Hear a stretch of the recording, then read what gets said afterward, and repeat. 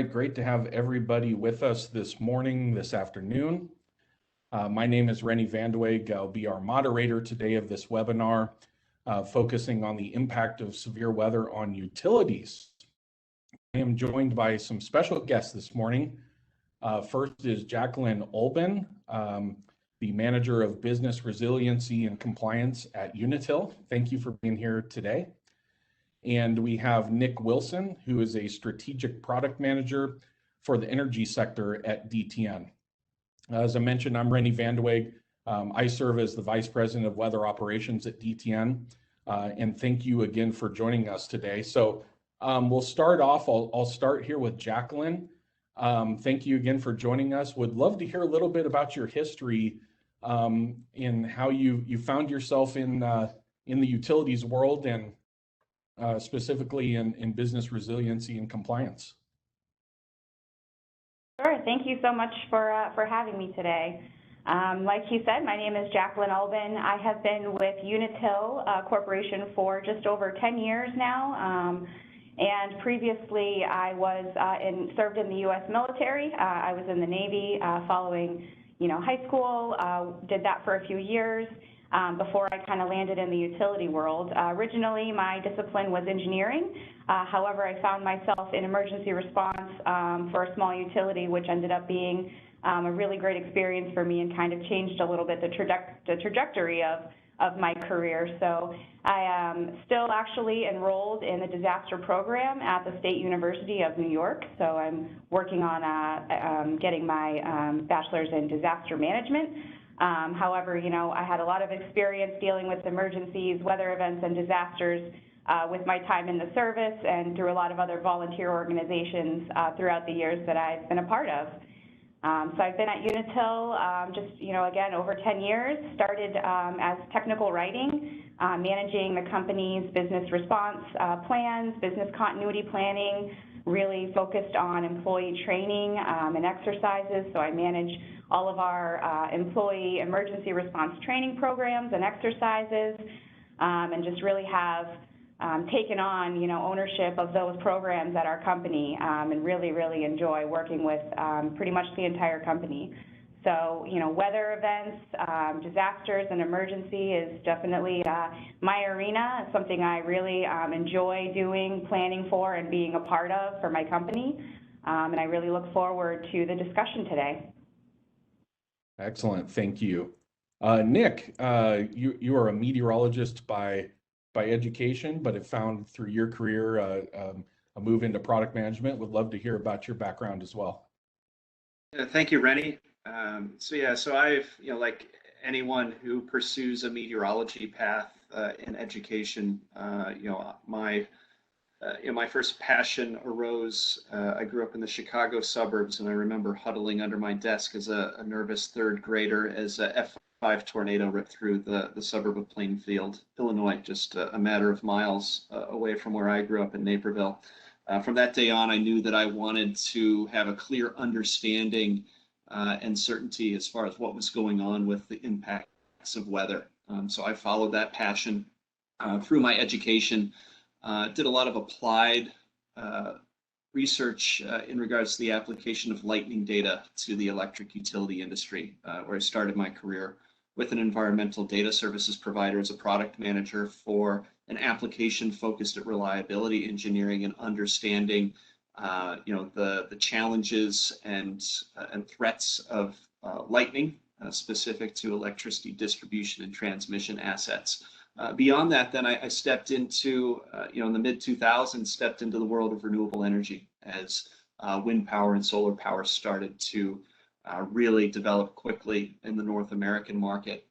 Spent some time in Europe as well to really bring new data and environmental oriented solutions towards understanding how you optimize electricity generation and the integration of renewables into the overall energy system. I spent some time in sales and business development, but I've really come back full circle now with DTN. I joined the company about 18 months ago to drive its electric utility strategy from a product perspective. So I'm overseeing now a team of product managers where we're responsible for collaborative discovery with the electric utility and other weather-sensitive industries, bringing that information back in, combining our expertise in weather modeling with the advances in artificial intelligence and machine learning to build decision support-oriented solutions for a wide range of personas across the electric utility industry. So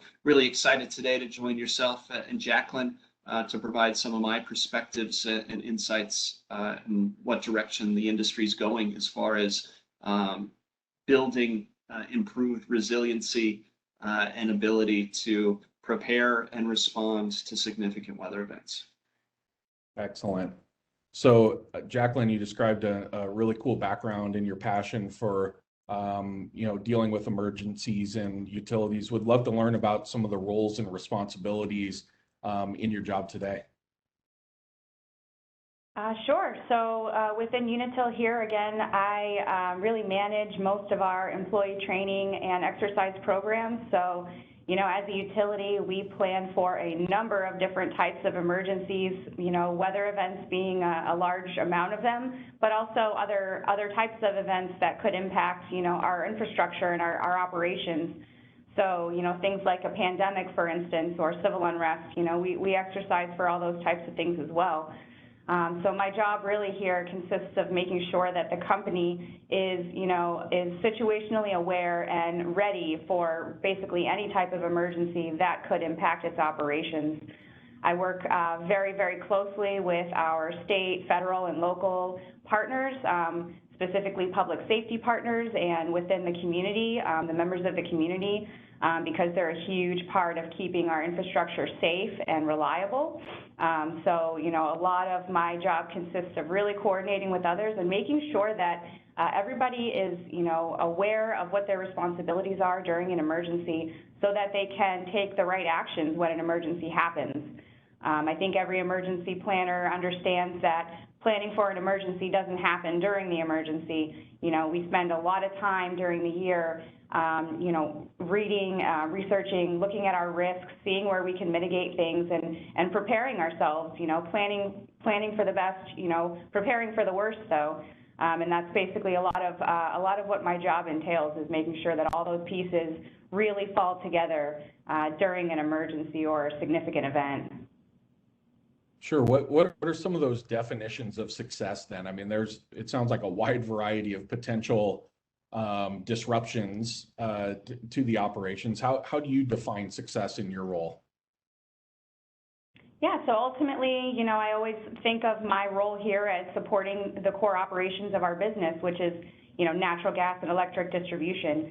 So, a real success for my job is making sure that we are supplying safe, reliable services to the communities that we serve, that our industry partners that we're sharing knowledge with our industry partners to make the most reliable, sustainable system that we can, and to prepare people for, when things go bad and make sure that they have the best information available. So really just making sure that we're supporting that reliable, safe energy, and that we're ready to respond, for anything. Absolutely. So there's no secret there's been an increase in severe weather events. In fact, it's hard to open up social media or newspaper, whichever way you receive info, and not hear about a big event. We've had a few recently, including Hurricane Ida, causing impacts in the Gulf Coast and then up into New York. So as you've seen some of these increases in severe weather, how have you noticed utilities across the country and specifically yours adapting to this changing climate, which is resulting in more extreme weather? Yeah, utilities are definitely now becoming more reactive than responsive, than they have in the past. I think that for the everyday kind of citizen, you may be somewhat aware of the weather that occurs in your area, but for utility, personnel, we are super sensitive and hyper aware of the weather, not only in our own areas, but what's happening across the country and across the world, really, because we all face the same challenges. So I think as we see these more, increase in weather events and the increase in the impacts that they're causing to our operations and our infrastructure, utilities are really looking towards a number of strategies and techniques to prepare for weather events. So there's probably, there's never really a one solution kind of fits all, but utilities are really looking towards how do we support resiliency in our system, both from a, proactive mitigation standpoint, but also from the after the response, because we know we can't really predict or plan for everything. But each utility is very unique to their own geography, to their own customers, to their own regulatory environment. So they really do have to look at all of those different techniques and strategies and figure out what is going to be the best, feasible fit for their own company and their own customers ultimately. Sure. How have you seen the weather impacts change? Meaning, what are some of the unique weather impacts that you're most concerned with, whether it's hurricanes or flooding? What are some that are the most impactful to your utility? Sure. There's obviously, right now, there's significant awareness of what Hurricane Ida has done to the south. So while utilities really do tend to focus a lot on the winds that could affect us, flooding has become a major issue for a lot of folks. As the climate continues to change, and especially for a lot of coastal utilities or utilities that are along those areas where they're more susceptible to larger hurricanes, and that's a huge risk. But also the given climate changes too have caused us to look at some other risks that we maybe necessarily would not have previously, such as like fire danger and extreme heat. A lot of times, especially in the Northeast, we never really dealt with a lot of extreme heat, but we're seeing those events happen a little more frequently, and making sure that we have what we need in place to mitigate those things. Having acted as the chair of the regional mutual aid group between 2017 and 2019, we saw, Irma, we saw a number of significant wind events, and then back-to-back nor'easter events in the Northeast, and those are, having lived through the ice storm in 2008 up here, nor'easters are definitely a significant worry for us up in the north, especially as, the climate continues to change and kind of exacerbate the impacts of these storms. I'm just curious here, Jacqueline, putting into context, what we're seeing and learning about the Hurricane Ida impacts in New Orleans. There seems to have been catastrophic damage to the transmission system in order to feed electricity to the distribution network across the New Orleans and greater metro area. As part of a smaller utility with Unitil, I guess, how do the impacts vary, and what are your considerations in planning and protecting the transmission high voltage assets versus the distribution that's serving your end customers? Sure. Unitil doesn't own any transmission assets, but that also makes us very susceptible to those relationships. So we have to maintain very good relationships with our suppliers, because we, would potentially be impacted by an event like that. As the weather events keep coming, we need to, make sure that our infrastructure is also being brought up to, the new standards where it's going to be able to withstand this. The catastrophic damage that they're seeing down south is worse than many, other of their events. The infrastructure that was just wiped away by flooding, both on the, transmission and the distribution side was just catastrophic, and more than anything that they've ever seen. And there's a number of reasons for that, but as a smaller utility, it is very worrisome to know that we could potentially be very susceptible to losing our whole system because of an upstream problem. And so again, we try to maintain very good relationships with them, and I know that many of those owners and operators are taking very good steps to help protect their systems as well. Do you ever get into scenarios where perhaps those partners have a different viewpoint on maybe the prediction of what's coming up, and that like how do you collaborate against the probability of different scenarios playing out when you're looking ahead to an event that may be a few days down the road? How do you get in sync with those other partners to make sure you're all sort of approaching a challenge coming up in the same way? Sure. Utilities are very much neighbors with each other. You know, within the utility industry, we have many working groups and best practice groups where we share information.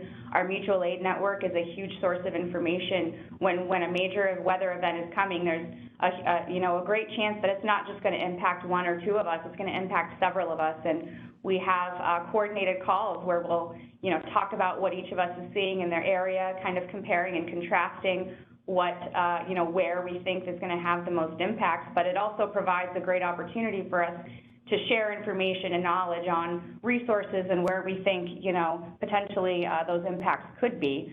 And there's a lot of that going on in the industry, definitely a lot of best practice and industry sharing amongst each other. And, we are definitely talking to each other, before and during events and after events to share those lessons learned and best practices. So we also participate in a number of exercises from a national perspective, so that those transmission operators and distribution providers can get together and actually exercise some of these major events that we would see. Excellent. You're on the East Coast, New Hampshire, is that correct? And yes. Yeah. So you get to see a little bit of it all. There's been hurricane impacts, you mentioned nor'easters, flooding, ice. You get to taste a little bit of it all. As new weather extremes are starting to be felt in other parts of the country, what kind of advice do you have towards other utilities on how to handle some of these, not just extreme events, but even the types of events that occur across the board as it relates to weather? Sure. If anyone who's lived in New England or anywhere in the Northeast knows that the weather changes in an instant here.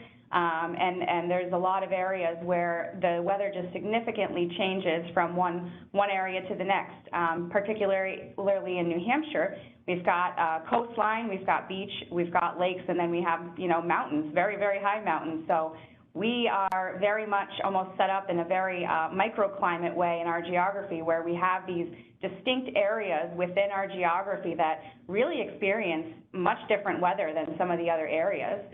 So a lot of times, where the weather is predicting over the region these certain weather events, but from a, personal and historical knowledge mindset, we know it may actually be worse or better in certain areas because we just know the geography a little bit better. So definitely for utility, personnel, really knowing the geography of the communities you serve and the areas you serve, taking a look at that outage history and the historical weather data to help glean, where those areas where you might have much of a different, almost a microclimate areas. Being really aware of those areas is very, very helpful for when you go to plan, your mitigation techniques or strategies for system hardening.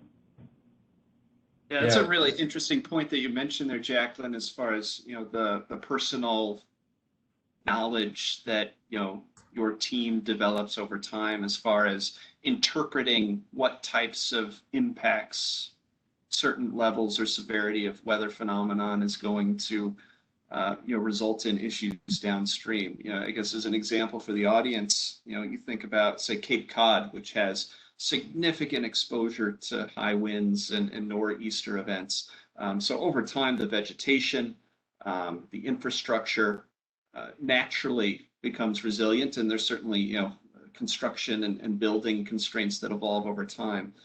So, a 55 mile per hour wind gust that hits Cape Cod is likely going to result in a very different level of impact and outage resulting from those types of weather events than if it were to hit, a suburban area with a significant tree canopy that has a lot of exposure with, the change in land use and other new construction. So, how does, Unitil or other utilities, take that into consideration? You're getting and trying to understand the uncertainty around a weather forecast to begin with, and then trying to put that into context of how is this going to hit this operating region, this work center, relative to others? Yeah, a number of ways. Obviously, a lot of personal knowledge within our operational group. They know where our weaknesses is or where they see the most issues. But we also have, a lot of programs targeted towards veg management, where we do, routine patrols. We know, a good idea of where our most trees are, where the most unhealthier trees are, where we're trimming. So that, all of those are taken into consideration. If we see weather in a certain area, they may say, well, this area was just trimmed recently, so it shouldn't really be a huge deal, but this area might not. And there's other, other things, system hardening or upgrading equipment and things like that, that also could play into that. But, trees are a huge portion of that. And again, that's part of, knowing your geography and knowing your area and what's really around and near your infrastructure. New Hampshire has a lot of, rivers that flood as well. So really knowing where your infrastructure is geographically and knowing what the nearby risks are is really huge. Do you feel there's any, we hear anecdotal stories from utilities, especially in the Northeast, where, with the nor'easter events, depending on what side of the storm event, you'll have strong shifts in the wind direction. How sensitive do you feel the infrastructure and overhead assets are to wind direction, kind of irrespective of the wind speed itself? Oftentimes, as we talked about, it becomes more resilient to the predominant wind direction, whereas, if you have an event that tracks, in a slightly different corridor than normal, we see, some of the impacts magnified and amplified. Yes, sure. We've seen that actually in past storms as well, where we saw a little more damage and we couldn't really figure out why, and then realized, well, the direction of the wind was opposite of what we normally get. To your point, your area does become a little more resistant to the dominant, things that it's experiencing. So we get a lot of those, northeasterly winds. It's a little more, less acceptable to that. And then when you see the wind shift direction and come from a different area, it definitely does pull you for a little bit of a loop. However, we are working on all of our hardening and, techniques to really try to mitigate that. But it definitely does play a factor in the impacts that it makes to your system. So utilities have an interesting challenge. Obviously, your budget is finite, right? And so there's choices that have to be made in how to handle and protect against storms and the increase in storms and so forth. And there's kind of a choice here between hardening systems that and infrastructure that you have in place, or investing in some new predictive technology that might focus on what's coming in the future so you can plan accordingly. How do you guys choose? What are some of the reasons you choose, and how you make your investments as a utility on hardening versus prediction systems and balancing that out? Yeah, a lot of that has to do really with your specific utility and kind of where you are in your, I'll say, infrastructure evolution. The infrastructure across the country varies in its age and, how it's been set up over the, hundreds of years that's been there. But obviously the value that you get out of it, the realized value that you can get from either a reliability or a cost savings perspective is huge. Cost usually does play a big decision maker into what type of strategies that you're going to employ.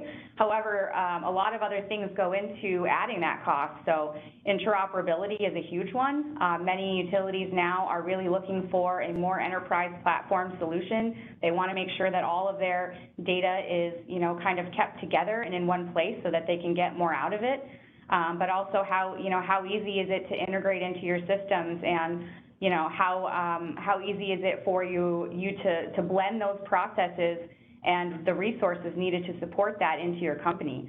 So all of those factors really come into play, but as long as you can really realize that value for your reliability and for your customers, that's really, I think, the key decision maker for those. So it's really not one or the other, but we definitely look at both when we're deciding what to really, use for mitigation techniques.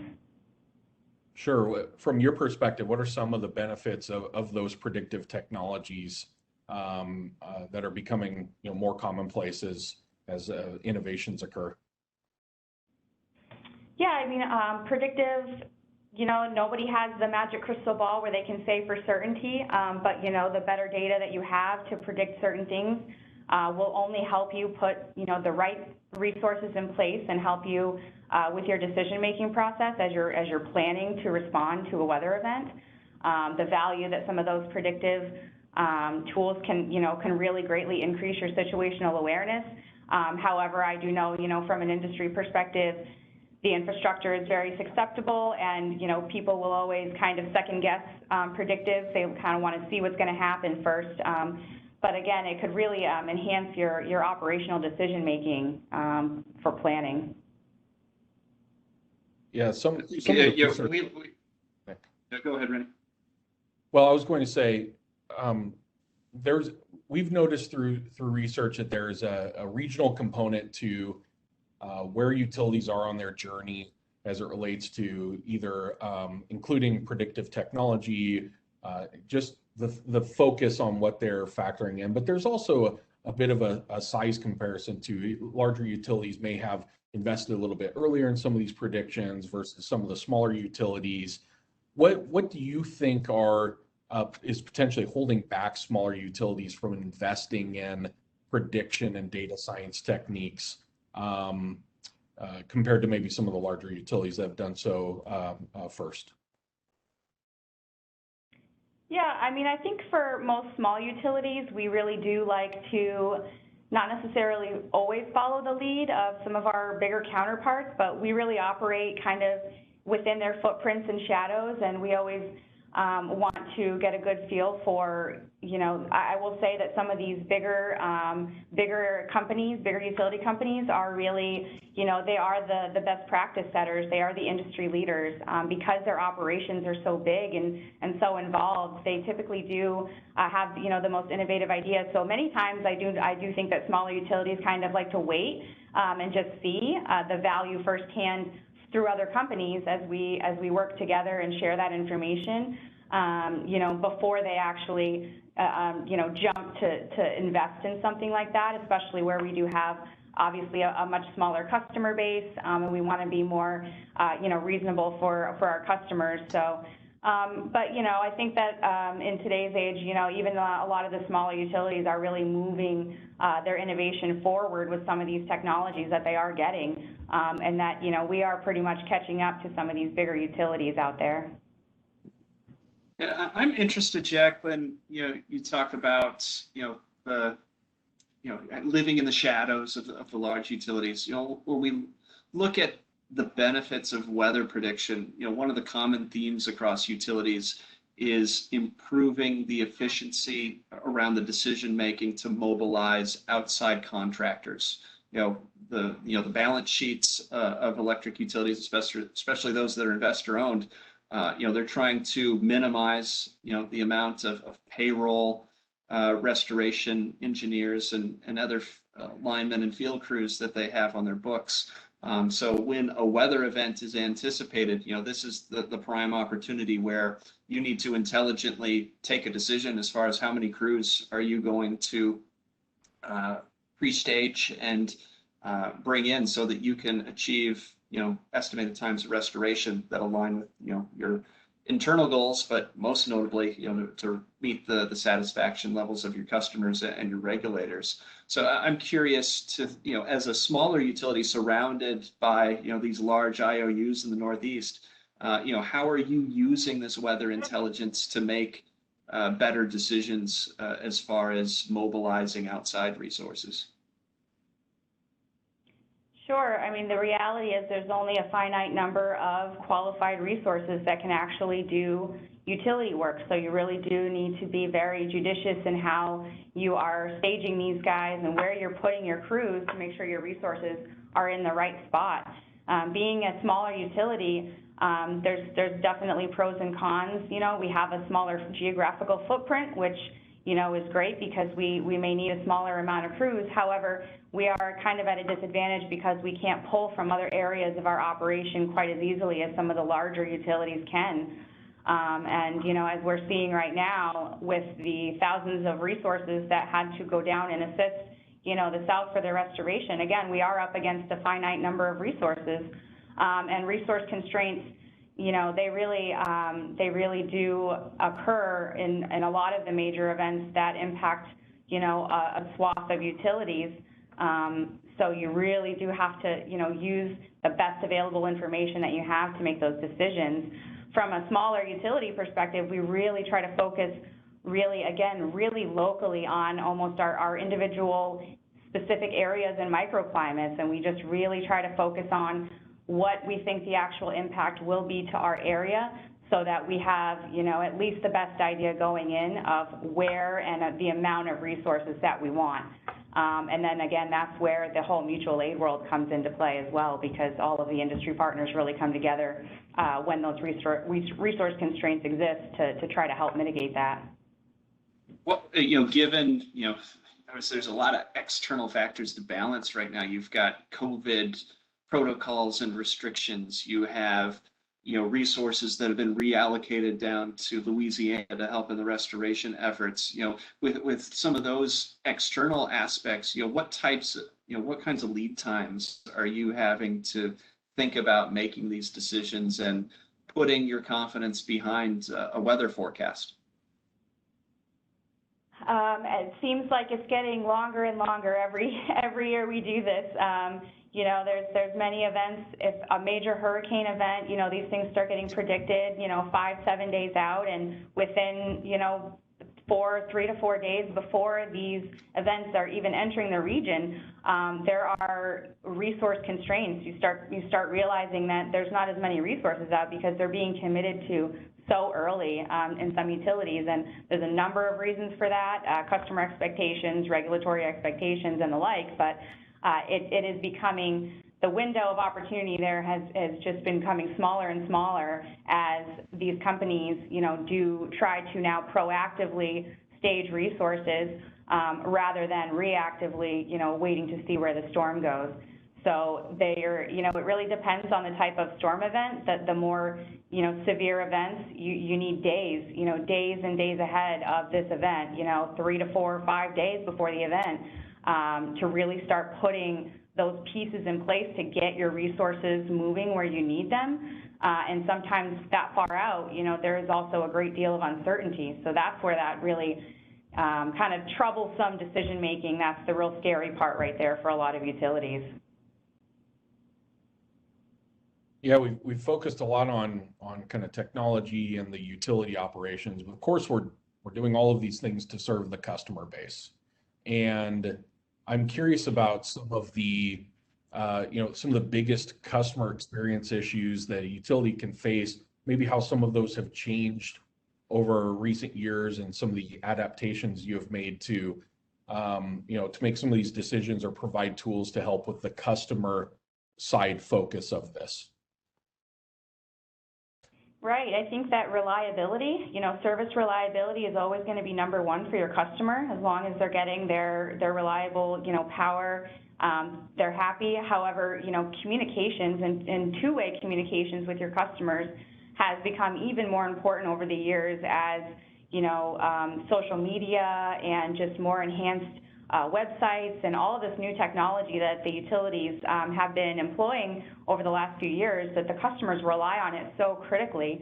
And being, more in the emergency management field, you always know that, your response is half the story and your story is the other half of the story. You have to be communicating with your customers. So I always think that one of the biggest issues that a utility can face from a customer perspective during any emergency is really your communication with your customers. So employing, each customer is unique, and employing the method that they like to be communicated to is always important, and making sure that you have multiple tools for them, if it's, an app or your websites, your outage maps and social media feeds. Those are all just becoming so critical for customer communications and ultimately their satisfaction with their customer service. Do you have some specific examples of some of these changes or deployments of whether it's the outage map or increased use of weather prediction tools where you've really seen the customer satisfaction change as a result? Yeah, I think over the last few years, we have seen our customer satisfaction improve. We're giving our customers more information, I think, and better information than they ever have received. And not just on the services that they get, but also these weather events. A lot of times, again, the general public and your customers aren't all too savvy about the weather. However, we are hyper aware of it. So, most times, your customers will learn of a weather event or something upcoming through, a post that we make or something else through that method. So we really have seen, I'd say a lot, you're building deeper relationships with your customers, and they're really appreciative of that. So, those type of employing those tools, specifically the outage map and having social media, I think has really, really helped some of our customers feel like they're really being heard and being, spoken to rather than spoken at. Great. So chat a little bit here about, deploying technology, purchasing technology. Curious about the collaboration that you may have or colleagues of yours may have with other utilities. What type of information you receive from them on maybe technological deployments they've made for similar purchases you're considering. How do you collaborate with other utilities in making some of those critical purchase decisions? Yeah, we definitely all share information. We ask questions through the various trade groups that we are in, or just the other best practice, lessons learned groups that we're in, mutual aid groups. We're all very much sharing our challenges and issues because we are having the same challenges and issues as our peers and as our neighbor utilities. So we really do, I think, canvas our industry peers to see, how you're solving this issue and what you're using to solve it and how you're actually doing that. And then from there, so that does provide a lot of value in the research and kind of learning perspective. And then what you have, what's really important is to really sit back and now look at your utility landscape and your evolution and where you are, in your programs to see, what the best fit would be specifically for your company. So while we do share a lot of insight in between, amongst the utility industries, we all operate a little bit differently. So we, definitely want to always make sure that that's going to be in the best interest of our customers and our infrastructure. How do you tend to get that conversation started with another utility? A lot of those conversations end up getting started right after a major storm event or another major incident. Every emergency or disaster provides a wonderful opportunity to learn and to grow and to improve, in your response. And again, utilities we're doing the same work, so we're up against the same challenges and issues. So generally, when somebody comes out of an event and they have an issue that they raise, there's always, another 10 companies that kind of raise their hand and say, yeah, we've had that, we addressed that, this is how we've done it. So those, again, those best practice groups that we share amongst the industry are just huge informational streams for us, and we all just collaborate to, focus on resiliency, continuous improvement. And we like to share successes amongst ourselves. There's really no competition here. Yeah, I was expecting you to say maybe like at the bar or after a NAMAG meeting or something like that. But you didn't it's say good where, to hear. you said how. There you go. I appreciate that. Nick, any other questions or comments from you before we go into our Q&A? Just to remind everybody, there is a Q&A section here on the WebEx, also a chat. I think we've had a question come in from there as well, if you'd like to submit anything. Yeah, no, I think Jacqueline's characterized the environment really well here. It's a careful balance in emergency preparedness and management right now, as far as handling the prioritization of predictive technologies alongside these hardening investments that are being made, so that the impacts and increasing severity of storms doesn't continue to escalate as far as its impacts on the overall system, and ensuring that you have the resources available in order to respond and meet the estimated times of restoration that your customers and other stakeholders expect. It's exciting to see the advancements in both the predictive as well as the asset hardening space. We're working, albeit not, thankfully not one of Jacqueline's concerns that keep her up at night too frequently, but in wildfire, for example, where you really see convergence between prediction and different types of hardening investments. And we've been working with some of the lead utilities out in Western United States most recently, where we're doing very high resolution weather modeling that's powering and feeding a lot of the decision support capabilities that are going into public safety power shutoffs and other mechanisms and means that utilities are having to take very critical, important decisions in order to manage risk. And you combine that with investments being made in moving overhead assets underground, implementing new types of technologies to redirect the distribution and flow of power, so that you don't have to lose as many customers out for a similarly targeted type of event. So the convergence of what's going on in the predictive and hardening space is what really gets me excited about working in this area right now. And then when you combine it with enhancements that can be made to underlying weather forecasts with an intimate knowledge of a utility's historic outage data, its overhead asset information, that's where you can really build machine learning oriented solutions that are driving at the decision-making processes that Jacqueline and her peers are faced with every day. So, it's exciting to be working alongside, Jacqueline and other utilities that are open-minded, are at the forefront of trying to make the electricity delivery space that much more of a guarantee for their customers. I like to say that at DTN we're trying to make environmentally resilient utilities, and that's a tough statement in the face of climate change, in the face of increasing population density, which is exposing electricity infrastructure and assets to new places that it hasn't been at risk before. So collectively we have a lot of work to do as an industry and all of the solution providers that are working alongside Unitil and other industry players.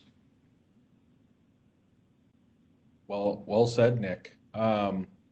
We'll get to question and answer here in a second. I did want to let everybody know that so DTN has been working on research alongside in partnership with T&D World and the Utility Analytics Institute.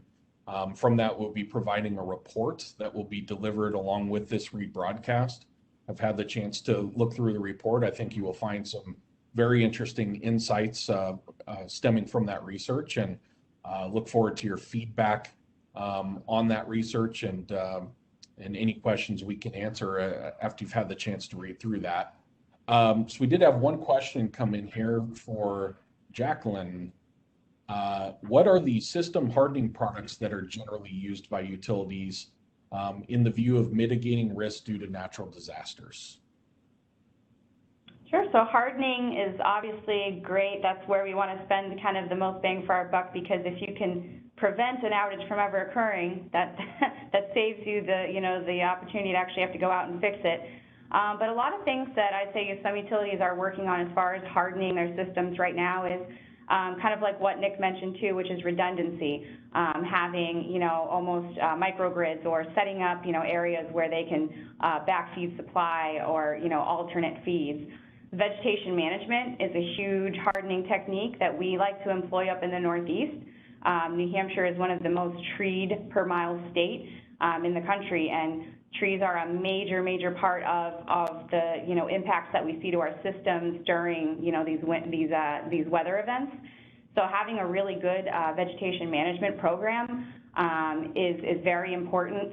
Undergrounding where you can, those things are feasible in some areas where you can, but there's also a lot of other systematic things that you can do as far as more protective devices in the field, substation upgrades, investing in installing better cables, like spacer cables and things like that. All of those little pieces could really overall help, the sustainability of your system when, these weather disasters do come.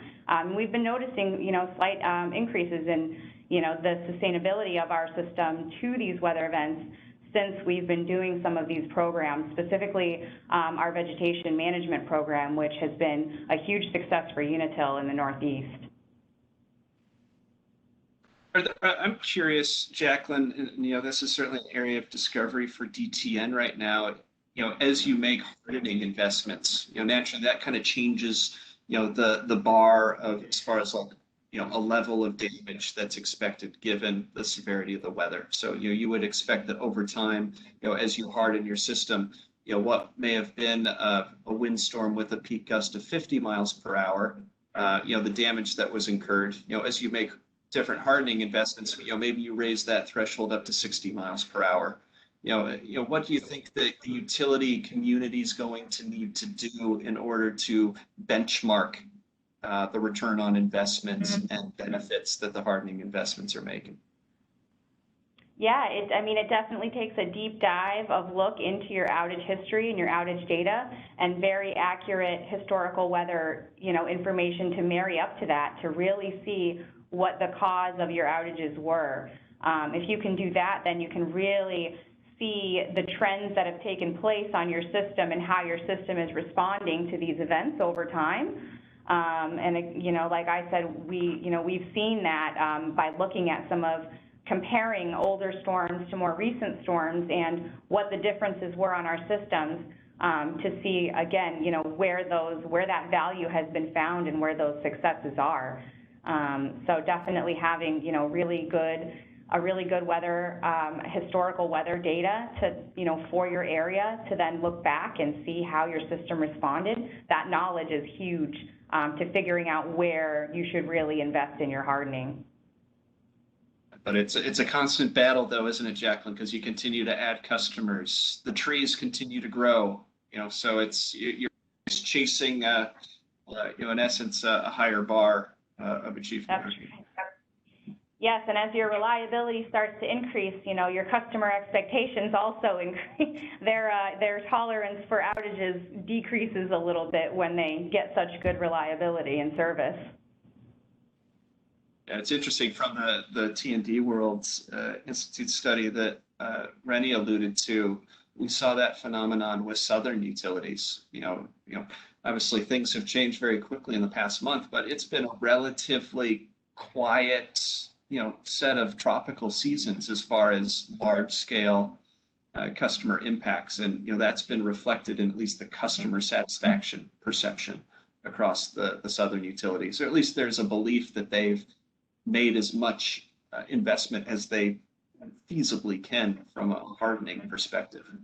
So it's interesting to see how that balance will evolve over time as far as, the recency bias of events, versus the continual hardening investments, and as well, coupled with predictive investments as well, how that evolves. All right. I think looking at the questions, I think we've covered them. So we will wrap up here. I wanted to say a very special thanks to Jacqueline for spending this time with us today. Tremendous insights. Know your time's really valuable. The weather is always busy, and so therefore you get to stay quite busy. But to spend this time with us means the world. Nick, thank you very much for your insights and having helped spearhead some of the discussion and as well as some of the research that we mentioned. I want to again remind everybody that as part of the rebroadcast that we'll send out to you, you'll also receive this report that we've mentioned and invite you to go through and check that out. So for both our panelists and our participants today, thank you so much for spending your time with us. We would be happy to field questions after the fact, reach out to us, and be excited to answer those. So again, thank you for your time, and appreciate everybody's attention, and hope you have a great rest of the day. Thank you. Thank you very much. Thank you.